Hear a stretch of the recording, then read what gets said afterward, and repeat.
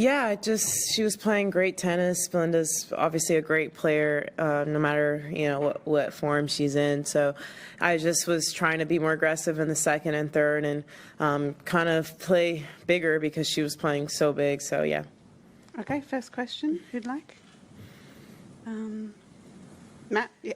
Nobody? No, Matt. Ready to go? Well done. Thanks. Do you watch tapes of your matches after, and like what are you seeing when you're watching yourself now versus when you would watch yourself like last summer, what you're doing to opponents? Yeah, sometimes I watch, and I wouldn't say it's something I do regularly. I definitely don't ever watch like a full match. I'll maybe watch clips, or like highlights sometimes.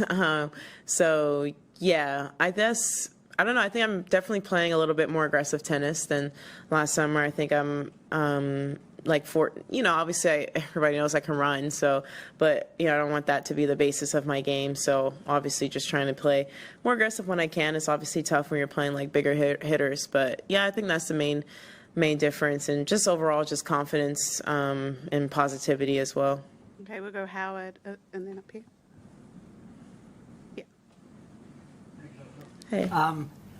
After that first set, how much were you in the mindset of I need to do something differently, and or did you get any sort of suggestions along those lines from your coaches? Yeah, I just got literally one, and it was just be more aggressive, and that was basically it. She was playing a great tennis, and I was playing a lot of defense, and I felt like my balls were landing short. And I knew that, obviously, when I lost that set, that I was playing a bit too passive at moments. But again, like I said, it's tough when you're playing someone who's, standing on top of the baseline and ripping. So I almost just kind of had to play like her, honestly, just to get out of that. But yeah, I think I just started going for my shots more and being okay with maybe making more unforced errors and hopefully seeing the reward later on. Okay, we'll go. Yeah, go ahead. Sorry. How much going into any match against another top player who's got experience and success, are you focused on what they might do as opposed to what you want to do? I think I would say it's mostly on me, mostly focused on what I can do and on my end of the court. Obviously, you're ready for tendencies and things like that, but at the end of the day, you can only control on how you play. You can't control how they play. So I just try to focus on what I can do. And as the match goes on, obviously you pick up on, maybe tendencies or things like that. But as far as like pre-match, yeah, it's definitely more so like what I want to do to them. And then, as the match goes on, maybe she's going down the line a lot when the ball's here or something like that. But yeah, at the end of the day, I feel like I play better when I am playing more proactive tennis than reactive. Okay, we'll go this gentleman here and then the striped shirt. Yep. Coco, on Friday night, Djokovic talked about some things tennis could change, specifically to call young audience. He talked about some show during the sets, like halftime show, like Super Bowl or NBA. Would you be interested in something like that? Some more show into the tennis? I mean, it's only a minute on the changeover, so I don't really... I mean, it's a great suggestion if we had like a real halftime like those sports do, but I think the issue is that we only have a minute, which I honestly think that our changeovers should be a little bit longer here, because by the time you walk to your seat, it's only 45 seconds. So, but that's another thing. But yeah, I mean, I guess it depends how long you want the show to go on.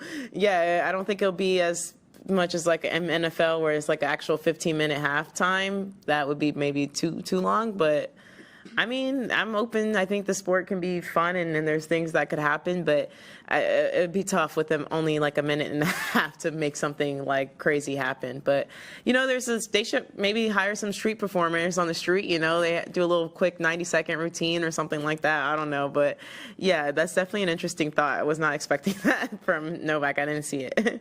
Okay, in the striped shirt and then over here. Yep. When you come off a challenging match like today, like we know the sort of physical recovery process you go through, but what's the emotional recovery process given you've got to back up in 48 hours? I mean, honestly, like 2 out of 3, like at this stage of my career is not that like physically hard for me. Yeah, the off season I just put in so much work physically, so I'm not worried at all about recovering emotionally or mentally. I mean, honestly, United Cup was a little bit more exhausting because of the fact that I finished at 1 a.m. one night, and then I had to fly like across the countries and play. So that was more of the mental, emotional test. Honestly, I feel like after playing that whole United Cup, I feel like I feel pretty invincible from that. So yeah, I definitely feel like regardless in my next match, I don't think emotionally or physically that will take a toll. Okay, we'll go over here, and then Howard, sorry. TikTok, can you explain your message on the camera there? Yeah, it was funny. A couple of people didn't know what it meant, but yeah, for people who don't know, you can't access it in the U.S. anymore. So my phone, I could not access it after my match. So I honestly thought I would be able to get away with it because I was in Australia, but I guess with something with my number, I don't know. I have to do some research, but yeah, hopefully it comes back. I don't know. It's really sad. I've been on the app since it was called Musical.ly. So yeah, I love TikTok. I don't know, it's like an escape. I honestly do that before matches, so I guess it'll force me to read books more, and yeah, so be more a productive human probably. So maybe it's a blessing in disguise. Everything happens for a reason, but I do have a feeling that it will somehow will come back. Okay, Howard, and then Matt. Howard? Message for the youth of our world about books. The more, I guess, sort of generally related to that, tennis players get the pen handed to them after these matches.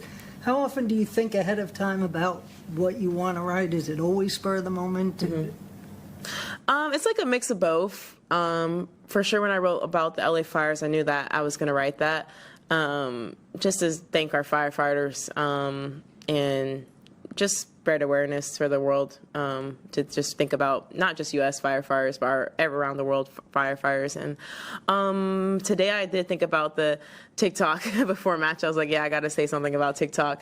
But the 2 days where I wrote like the shovel and things like that, I didn't think about it before. But I always know an idea maybe of what I would want to write, but I don't know how I'm going to execute it. So, and I do get like stage fright where I suddenly forget how to write things. So yeah, I definitely almost forgot how to draw a heart today. And then the first day I definitely forgot what a shovel looked like. So I drew like I don't know. I got a lot of crap from my United Cup team about my shovel. Okay, we'll do 3 more. Matt, and then Courtney, and then other Matt there. So this Matt. Can we look ahead to Paula? And you've got, I think you're 3-3 or something like that against her. Yeah, I don't know. A couple times last year, pretty tightly. Yeah. Can you talk through like the challenges she presents, what you've done, and how things went in your recent match? I guess that was Beijing? Yeah, it was Beijing. I just remember her playing great tennis, and honestly, I don't know how I got out of that match. She was playing great tennis, so yeah, I don't remember honestly a lot. I know that I think we split sets, and I was down like a break or something like that. So yeah, she's a tough opponent, and every time I play her, you know it's going to be a tough match. She's a great player, and she's coming off some great momentum. So yeah, hopefully I can play good tennis, but you know, I expect her to bring her best, and you know, it's high stakes match. So, but I'm excited. I love like competing, and I feel like, you know, these matches will only make me better. What makes her tough? Just her physicality. She can obviously serve well, great on both wings of the court. So yeah, I think just her physicality, and you know, she's a great mover and she can play aggressive. So yeah, I think just she's an all-around player, complete player. Okay, 2 more. Courtney, and then Matt Roberts. Courtney. On the topic of books, I know last year you were doing the reading challenge that you kind of had. So what was where'd you end up in 2024, and what's the plan for this year? Yeah, I think I got like 18 or 20 books done last year, so somewhere between that. This year I set the goal because my boyfriend and I, we set it on the year, so the goal is 25. I'm pretty confident I'm not going to get there, but you know, shoot for the sky, and you know, hopefully you miss. So if I get like around the same amount, if I can get to 20, that would be good. I'm off to a bad start because I haven't read a single page yet this year because of TikTok. So like I said, I think it'll force me to read books. So yeah. Any Outs from last year? Definitely The Fourth Wing by Rebecca Yarros. I love that book, and I think they're adapting it to a TV show, so I'm hoping they don't mess it up because the book is really good, and I read the second version. I think she has a third one coming out this year, and I'll read that. I love anything fantasy, dragons, anything like that. Okay, Matt, last one. I know that we talk a lot about how well you play in the heat. I'm just wondering whether that was a factor today in the match that you felt, and also more generally, do you think that playing in a heat favours you because it makes you better, or you just handle it better than the opponent? Yeah, I think, I mean, obviously in the heat, the court plays faster. So I think as far as court speed, it probably was more of an advantage for her because I do think she likes to play faster and faster court. But as I guess as weather-wise, like, yeah, I felt pretty confident in my physicality. And against anyone, I feel pretty confident in my physical fitness and things like that. And also being from Florida, like, it was hot, but Florida, like in September, August is really disgusting. Like pre-China, before I went to China, I like was struggling just to hit like 5 minutes, like forehand cross or backhand cross. It was like a struggle. So when you have that experience, you're like, if I can get through that, or like doing like 400 and 800s in the track on that weather, it's like anything like that is a blessing. So today felt like a blessing.